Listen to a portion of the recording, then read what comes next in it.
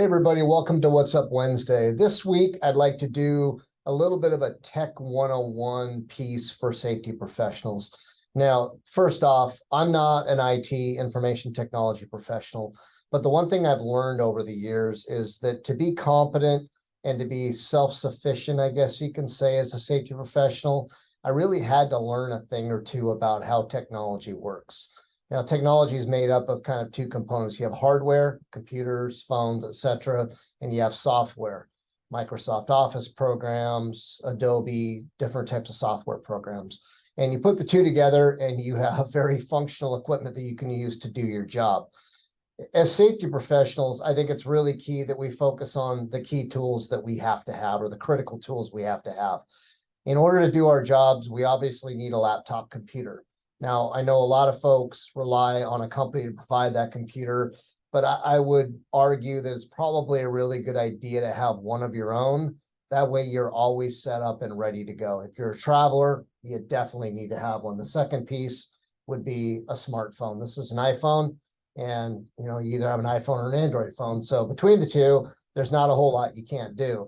Now, I'm an Apple person, so I have a Mac computer and an iPhone. And the nice thing about the two is that all of my pictures that I take on my phone go to my iCloud drive, and I can access them from my computer, so I can put my reports together and whatnot. But either way, I think it's really critical that all safety professionals have those two pieces of equipment, some kind of a laptop and some kind of a smartphone.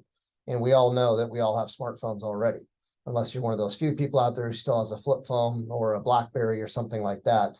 Now, when we look at a computer, the thing I would recommend is that you look at something with a solid state drive at a minimum of 256 gigabytes, but ideally either 500 gigabytes or 1 terabyte, which is basically 1,000 gigabytes.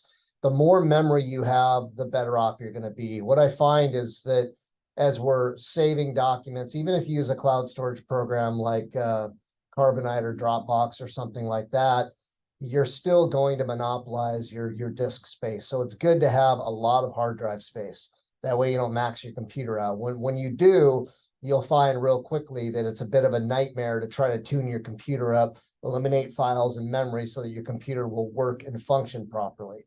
Now, the other thing I would say is probably really important is, if you haven't already done so, subscribe to an Office 365 account through Microsoft.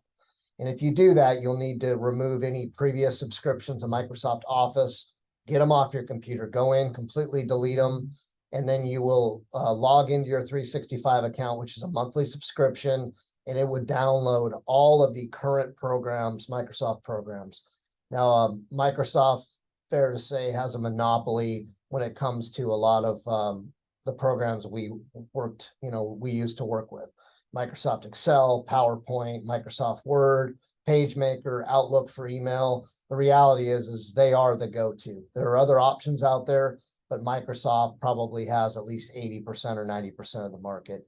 So when you look at that subscription, the advantages to you are that any changes or updates are occurring in the cloud. They're not being done on your device itself, and there's advantage to that.